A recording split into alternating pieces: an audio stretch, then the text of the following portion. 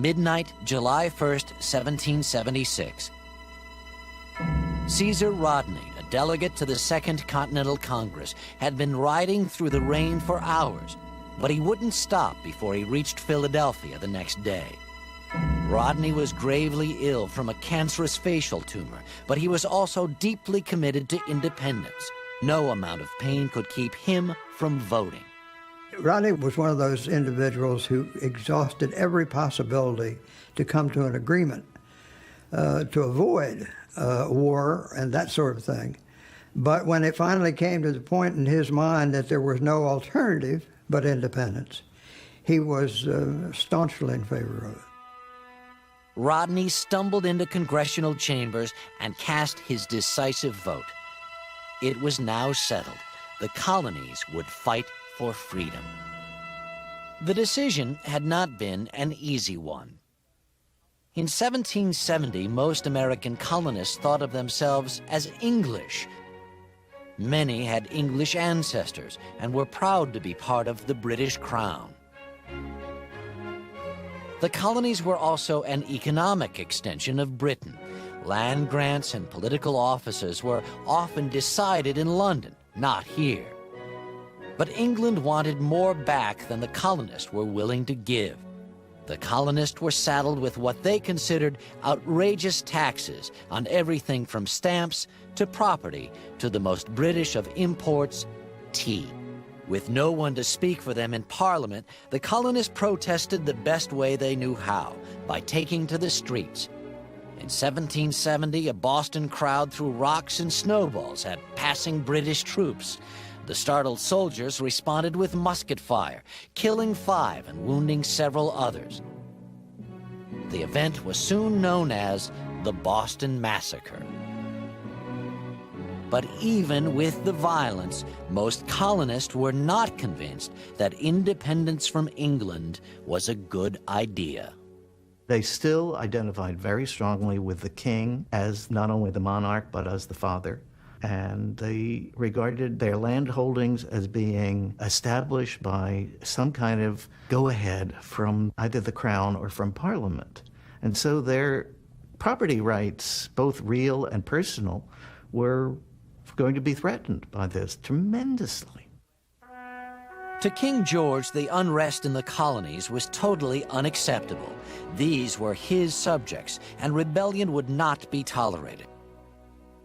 So, on the 19th of April, 1775, King George ordered his troops to fire on the colonial militia at Lexington and Concord. Whether we liked it or not, war with England had begun.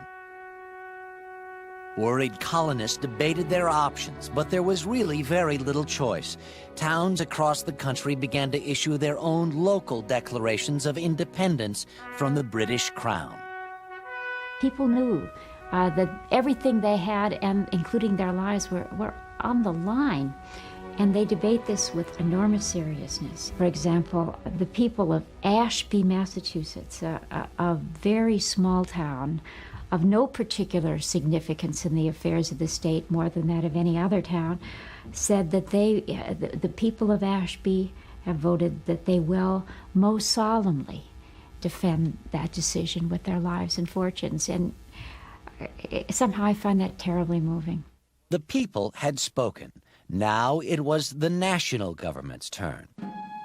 Debate raged in the assembly room, with patriot strongholds like Massachusetts and Vermont arguing for independence, and divided states like Pennsylvania and South Carolina wavering. Finally, on July 2nd, 1776, 12 colonies declared themselves independent, with only New York abstaining. That day, John Adams wrote to his wife Abigail, "The 2nd of July will be a memorable epoch in the history of America," he said. "I am apt to believe that it will be celebrated by succeeding generations as the great anniversary festival." He was almost right. Weeks earlier, a committee had been drafted to write a national declaration of independence. As a senior statesman, John Adams would have been a logical choice to author the document. But the job went to the quiet and eloquent representative from Virginia, Thomas Jefferson. Adams argued that Jefferson should be made the draftsman for a whole series of reasons. One is that he wrote better than Adams did, which is probably true. Also, it was politically very important that a Virginian should do this rather than a Massachusetts man. Adams had argued and argued and argued on the floor of Congress in favor of independence, to the point of obnoxiousness probably. And he said that anything that he had written would be scrutinized much more carefully on the floor of Congress than something this relatively silent Virginia delegate would write. Jefferson's draft was still ripped apart. Congress omitted, among other things, a section condemning Britain's slave policy, a difficult position to hold considering many Americans, including Jefferson, still had slaves of their own. There were also matters of style. Benjamin Franklin made some suggestions. He took the sentence, "We hold these truths to be undeniable and sacred," and suggested, why don't we substitute the word self-evident, so we have that famous line, "We hold these truths to be self-evident," which is Franklin's doing. Finally, on the 4th of July, 1776, the Declaration of Independence was approved. John Hancock, the president of the Continental Congress, was the first one to sign it. There, he said, King George can read that without his spectacles.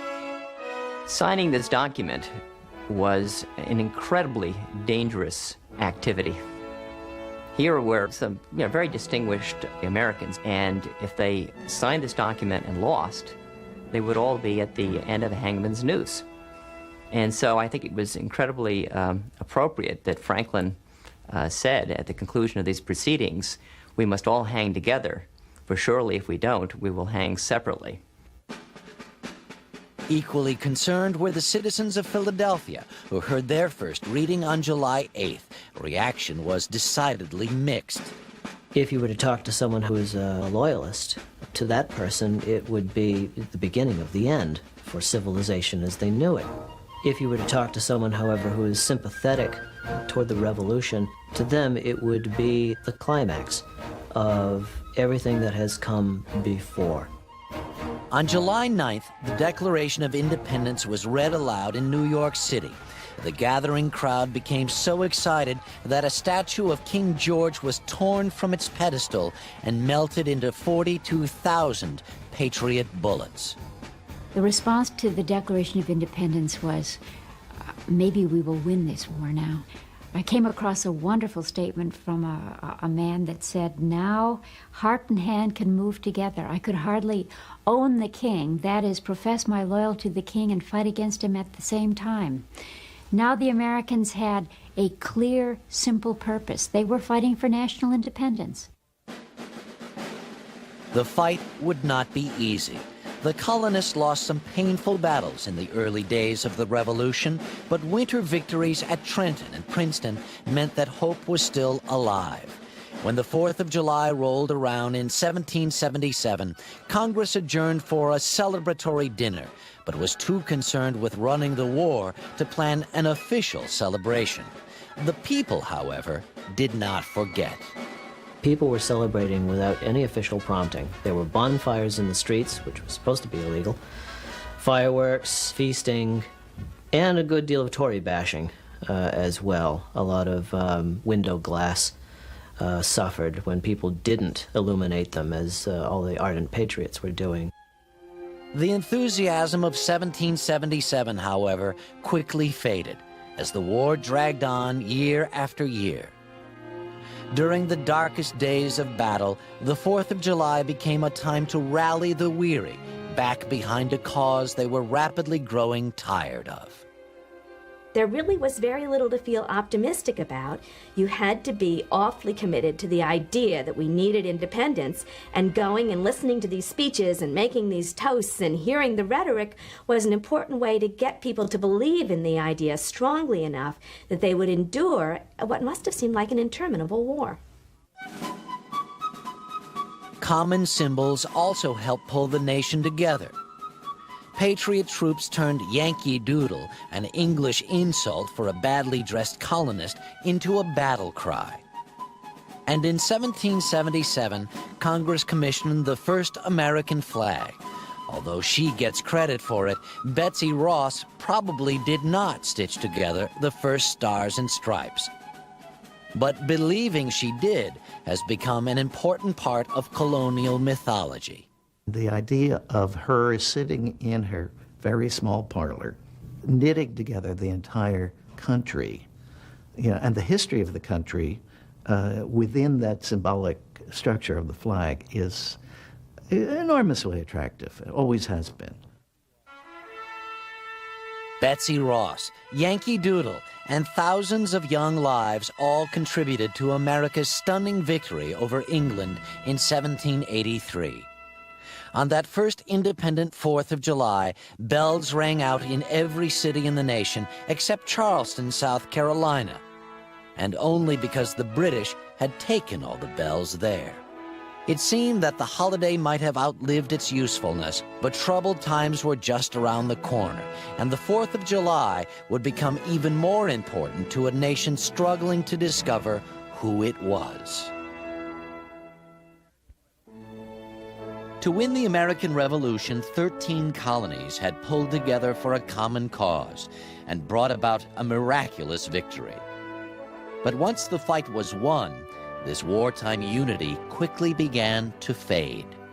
It's a great advantage to have an outside enemy if you need internal unity. Once the war was won, of course, that particular advantage went away. And there was a lot of receding into the privacy and the local identity of individual states, which is what worried nationalists very much and was an important argument for the Constitution.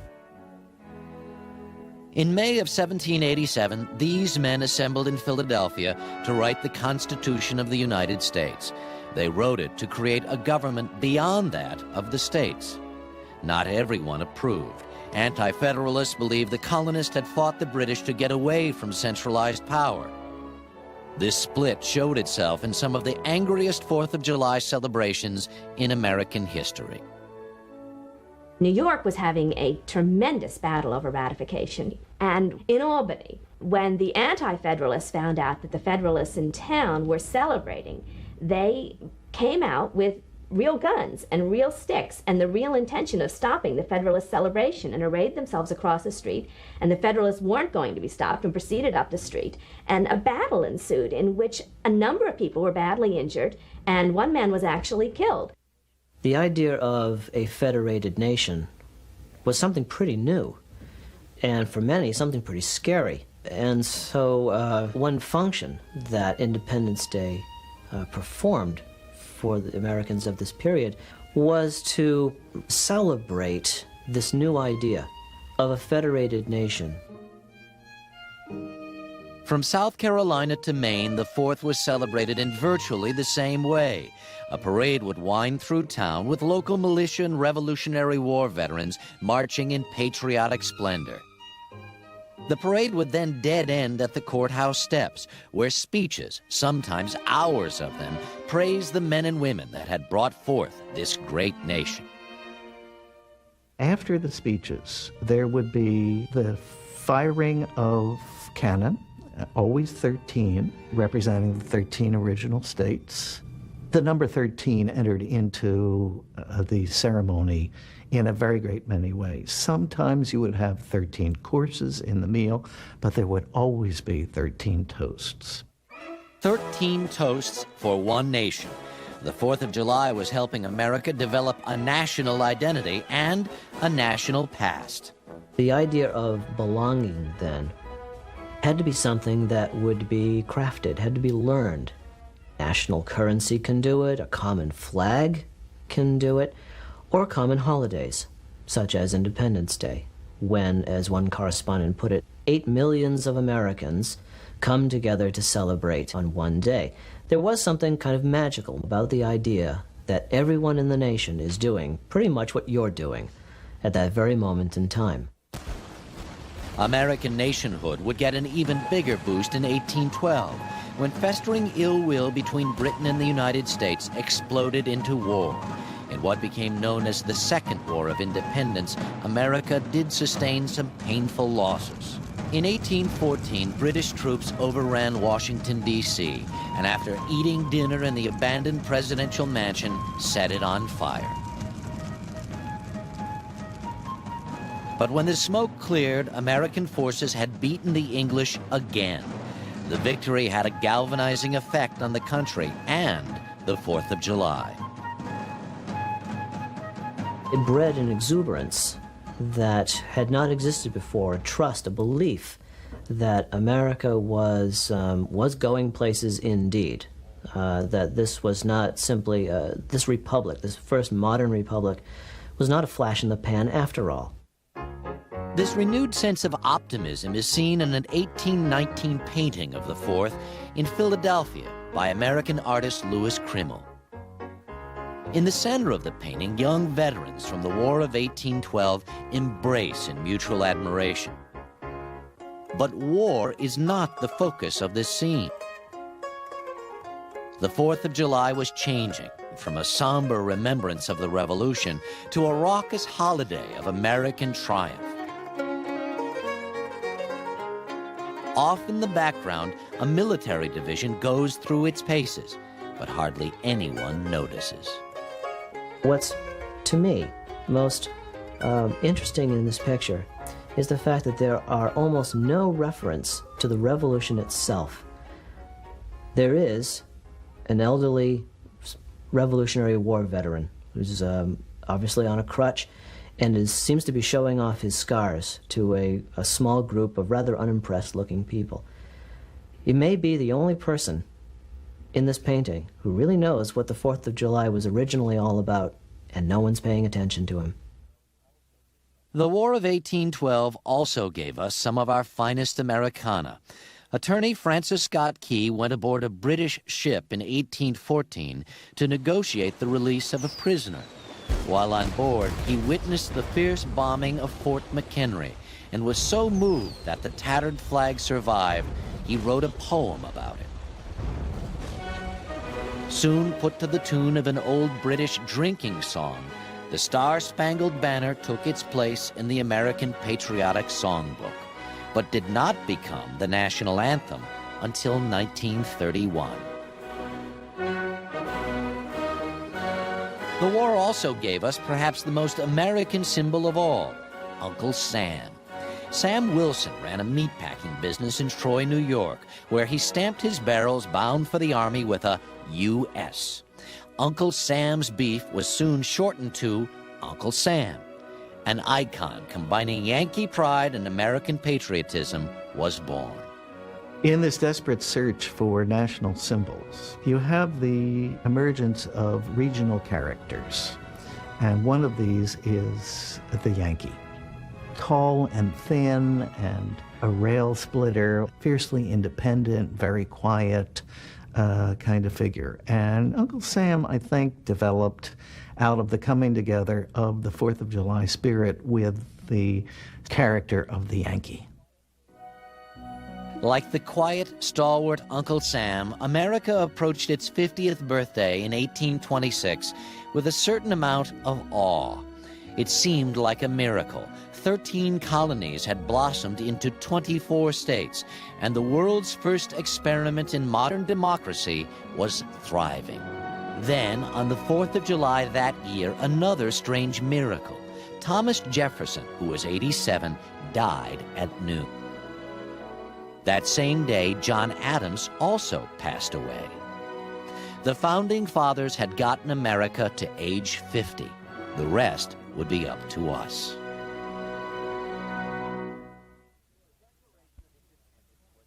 The Declaration of Independence was an extraordinary document, a triumph of the Enlightenment and the rights of man. But not every man. The irony of celebrating the 4th of July and reading the Declaration of Independence in a nation of slaveholders is hard to escape. The 4th of July, in fact, was a major holiday in the South. The Southern planters gave their slaves 2 holidays a year, Christmas and the 4th of July. The masters of the slaves would have the big barbecue for the slaves. They would kill a large animal, an ox, a goat, depending on the size of the slave population, and that would be one of the few times when the slaves would be given the license to come together to celebrate and to consume a lot of protein together, because they were protein-starved people. But to many, Independence Day seemed obscene in a land where some men, women, and children lived in bondage. Frederick Douglass spoke for his enslaved brethren in 1852. "This 4th of July is yours, not mine," he said. "You may rejoice, I must mourn." To drag a man in fetters into the grand illuminated Temple of Liberty and call upon him to join you in joyous anthems is inhuman mockery and sacrilegious irony. Slavery would be one of the issues that ripped the nation apart. By February 1861, 7 Southern states had broken with the Union, and on April 12th, Confederate troops attacked the federal garrison at Fort Sumter. The war between the states had begun. On the 4th of July that year, President Lincoln called a special session of Congress. It authorized him to recruit 500,000 Union soldiers. Throughout the war, the North used the 4th of July as a rallying point, a time to throw the weight of history behind the Union cause. The South also used the 4th to further their agenda. They felt they were rebelling against an unjust central government as abusive as England had been 100 years earlier. Southern 4th of July celebrations claimed that the war between the states was the new American Revolution.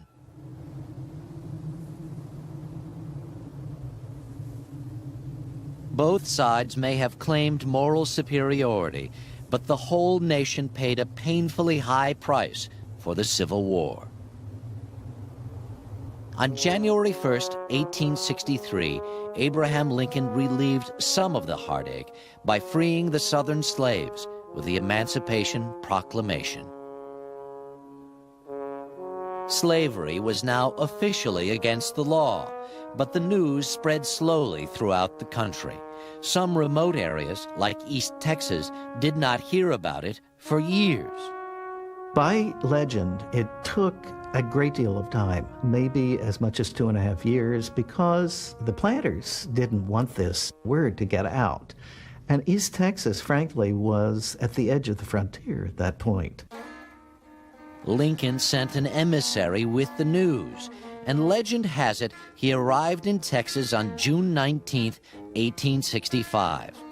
The newly freed Texas slaves began to celebrate that day as Independence Day, and they haven't missed a year since. In Lufkin, Texas, and towns like it throughout the South, Juneteenth is still celebrated as African American Independence Day. June 19th is the freeing of slaves in the South, and that is important to me. And it just means my black Americans, fellow black Americans that came along a long time ago, they don't have to work in the cotton fields any longer, but they can rise up and fulfill their lives and their careers to the best of their abilities. We marched and stand here today because we are a proud group of people, proud of our race, proud of our struggle, proud of our future. Juneteenth now has maintained a lot of the old-fashioned way in which holidays were celebrated, as in the early 4th of July celebrations. You still have a heavy focus on the speeches that are made, on the sense of community that's being propounded, at least for the extent of that day.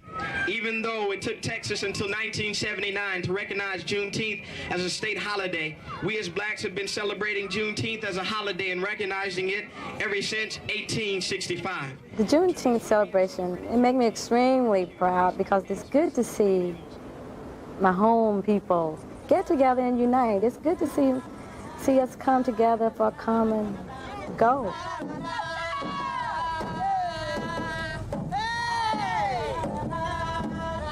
Today, Juneteenth helps heal the wounds of slavery. In 1876, those wounds were still fresh in the minds of Northerners and Southerners alike. Yet even with the carnage, the country had endured. And on the eve of our 100th birthday, that alone was cause for celebration. America was also realizing its power as an industrial nation. For the first time, American manufacturing could compete with anything Europe had to offer. On our centennial, we invited the world to Philadelphia to a coming out party of American industrial might. The Chamber of Commerce people throughout the United States wanted people to believe that this was America at its best. What it said actually was America is at the forefront of invention, of productivity, of manufacturing. That's what was being celebrated. Visitors gazed upon the amazing Corliss engine, George Washington's false teeth, and a brand new wonder, the telephone. It was a world-class pageant of American ingenuity and perseverance, but the self-congratulations were a bit premature. On July 4th, 1876, a gala reading of the Declaration of Independence had just finished. Suddenly, a group of women led by Susan B. Anthony stormed the stage and handed the reader a declaration of women's rights. It was a completely revolutionary idea, of course radical and cranky and not to be taken seriously. But they made their point, and it might take them another half century to win the vote, but on that day they used the 4th of July to point out that there still was a group of Americans who wanted rights and hadn't been given. These kinds of 4th of July politics, however, were slowly fading into the background as America industrialized in the late 19th century. As manufacturing becomes more important, the seasons become somewhat less important, and we develop into the period in which industrial time becomes much more important. What are the ways of marking out industrial time? Well, the week and the weekend are the most important features of the industrial world. In an industrial world, the only thing better than a weekend is a long weekend, which the 4th of July rapidly became. By the turn of the century, America's independence was no longer even remotely in question. We could finally relax, and on the 4th of July, that's exactly what we would do.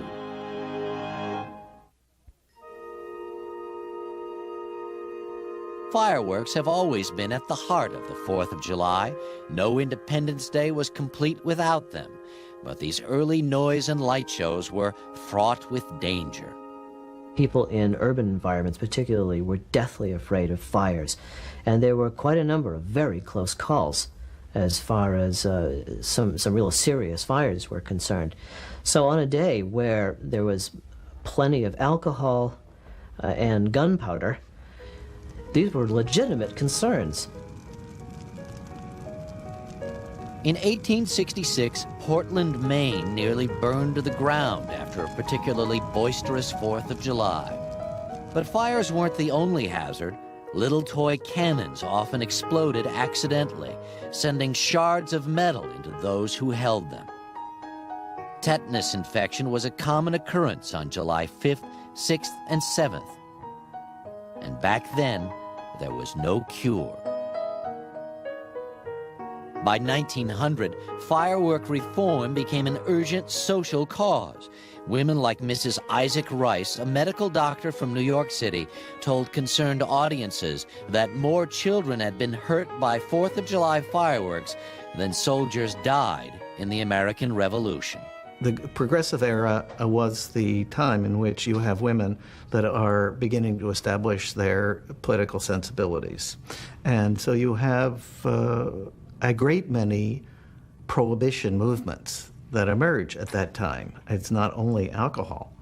And anything that threatens the health of the family are ideas that are part of the public conversation. Reformers sponsored a PR blitz that undoubtedly saved hundreds of young lives. But in 1905, fireworks may have only been part of the panic well-bred women like Mrs. Rice were feeling. Americans felt flooded. They felt overwhelmed by the sudden and immense numbers of people who were not like them. Americans spoke English and were Protestant. And people coming from overseas spoke Italian, Polish, Russian, and lots of other languages. And they were Catholic and they were Jewish. And they were so different seeming. And the solution was to make them into Americans. Once again, the 4th of July came to the rescue. In cities throughout the country, Independence Day became a time when bewildered immigrants were taught to sing, salute, and parade, as well as the most established Yankee. Most of the immigrants who came here from other countries wanted nothing more dearly than to be Americans. And they were only too happy to be invited to participate in a 4th of July parade. You didn't have to force them to make their children learn English. They wanted to learn English. They turned out in droves when night schools were offered. And they were delighted to be included in every American event that was offered. This patriotism would come in handy. When America entered World War II in 1941, the 4th of July took on an urgency it hadn't had in years.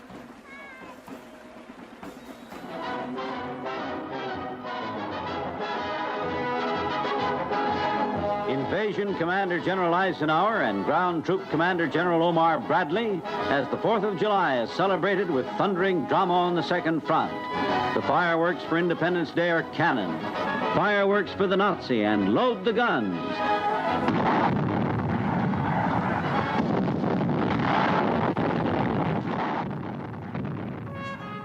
Not just on the battlefield, but the home front also rallied behind the cause on the 4th of July. At times of greatest stress, nationally, you need statements of national unity and national community. And the 4th of July during World War II, I remember very well, because every neighborhood would have its own parade. You would have the Declaration read and sermons. There was a deep sense that this was a time in which we should remember our past. And it worked. It worked. It was thrilling.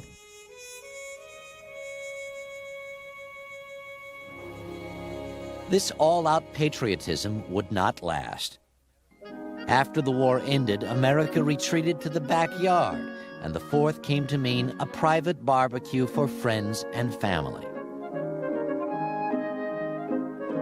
Sometimes whole towns would get together, but instead of the patriotic exercises of days gone by, these community events had potato sack races and the rolling pin toss.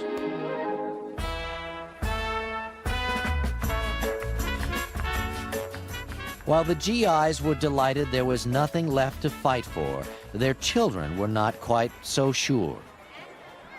Instead of the clearly defined struggles of World War II, they saw their friends sent to die in a war few really understood. And they saw the first American president in history resign in disgrace from office. By the mid-1970s, America was a deeply divided nation. But we had a party to plan for the bicentennial. When people began to think about the bicentennial, there was an assumption that it would be something like the centennial, which is to say that you would put on a big international exposition somewhere, a World's Fair. And the problem was, the years that were ahead of the bicentennial were some of the most confusing years in American history. We were preoccupied, overwhelmed by the Civil Rights Movement and the Vietnam War. And it was a time when our nation lacked leadership and was as divided as it's been at any time since the Civil War itself. We never pulled off a world celebration, but America was not going to let the bicentennial pass unnoticed. Washington, D.C. threw a huge outdoor party, complete with homespun crafts and an all-American fife and drum corps.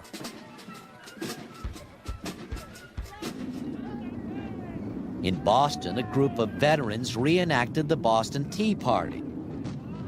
But right next to them, a sign of the times, was a counter-demonstration protesting big business and corporate sponsorship.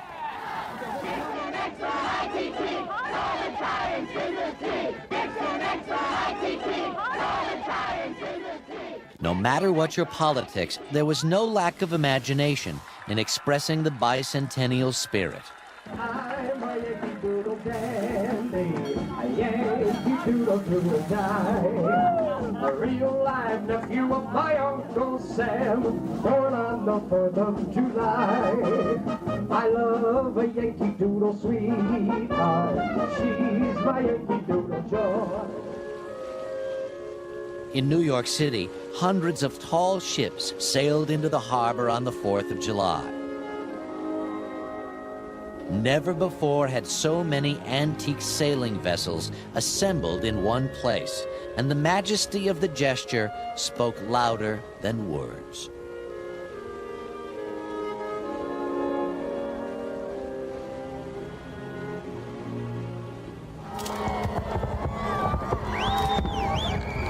Ten years later, when the Statue of Liberty celebrated her centennial, America had another chance for a national birthday party.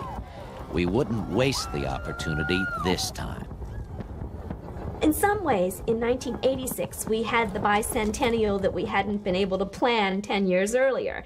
By 1986, America had been finished with the war and the civil rights movement and feeling great about itself for years already. And so we had a prosperous country feeling good about itself and ready to plan a major celebration. And it did, a glorious celebration.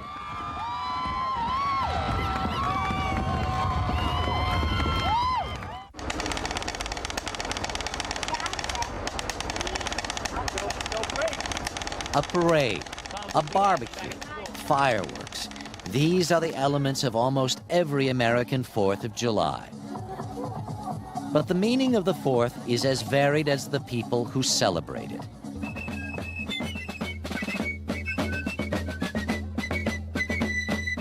Bristol, Rhode Island has the oldest continuous 4th of July celebration in America. And every year, the town population quadruples for one of the grandest spectacles of pomp and patriotism in America. Bristol's an old-fashioned town. Bristol is proud of being old-fashioned, and I think if the word old-fashioned means that we're not so sophisticated, that we throw out things that are heartwarming and reach the heart, then we certainly are old-fashioned. Hear ye, hear ye, hear ye. The town of Bristol and the Bristol 4th of July Committee would like to welcome you all to the patriotic exercises, and I'd like to make a decree that it will not rain on our parade. Thank you. The day starts off as the 4th of July did 200 years ago, with speeches. Here they call them patriotic exercises. Those of us who grew up here know that no matter what our ethnic background, that in Bristol we learned that you work hard, you are dedicated to church and family, and that you serve your country when called. Listening to all these patriotic exercises, it really makes you think about how this country came to be, how everything, you know, we couldn't have had it if, you know, they weren't fighting for their freedom. Start the parade. Go ahead. All set. The heart of Bristol's festivities is the parade. 3 miles of marching bands, beauty queens, and unadulterated Americana.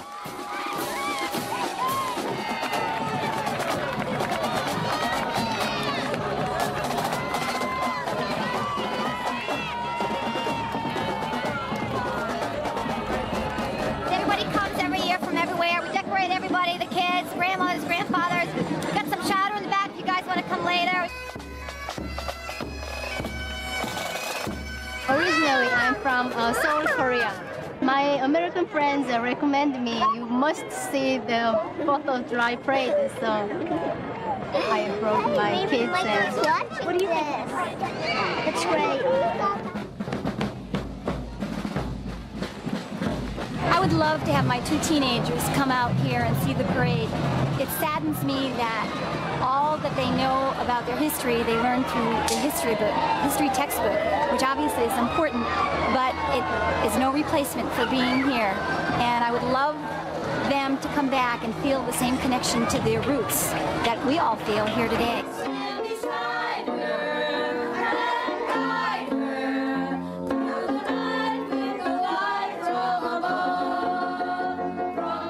Independence Day to me means 4th of July, and 4th of July means celebration in Bristol as only Bristol celebrates. Because even though our country is not perfect, never will be, it's a nation of people. People are not perfect. Nevertheless, warts and all, it's better than anything anybody else has to offer.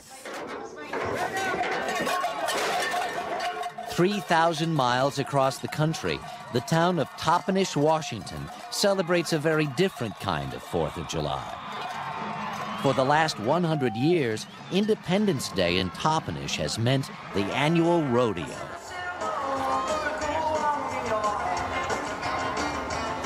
The people who fought for us to get our independence were just like the people that won the West. You know, they had their dreams and their beliefs, and they fought for them, and they did everything they could to believe in it. And that's kind of like the rodeo cowboy. They're fighting for what they believe in.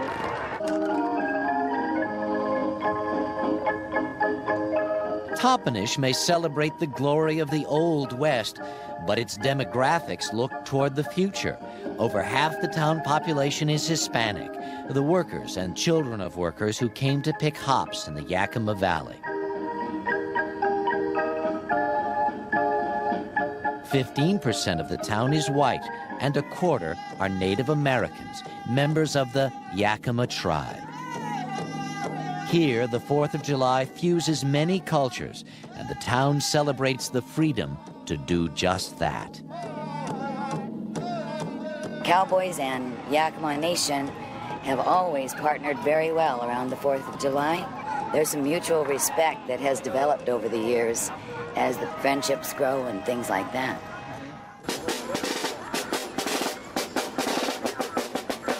You see the flags flying. It's really a deep feeling. Even though my folks came from Mexico, I'm 100% American. People are starting to realize now that we're all one group, and we're either going to make it or not make it together, and so we've got to cooperate and work together.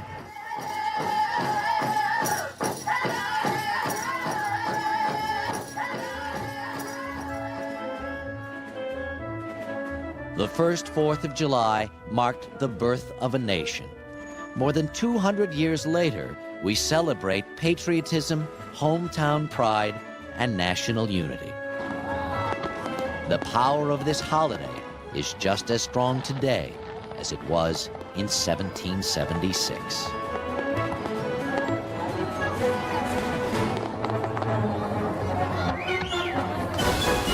The power of the 4th of July comes in part from the fact we all have our particular experiences that we associate with them. But we also have this sense of a common bond with everyone. You can't get away from fireworks. They're in the sky. It's open to everyone. It's not behind closed doors. It's not behind tall hedges. It's not a private party. It's a national party that everybody's invited to.